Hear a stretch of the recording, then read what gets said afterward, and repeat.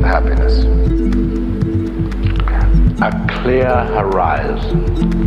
Nothing to worry about on your plate. Only things that are creative and not destructive.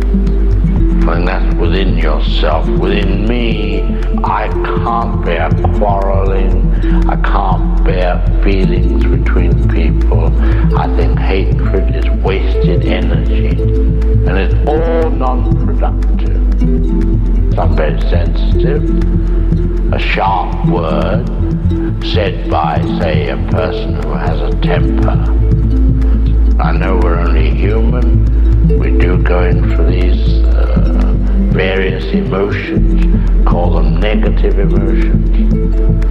But when all these are removed and you can look forward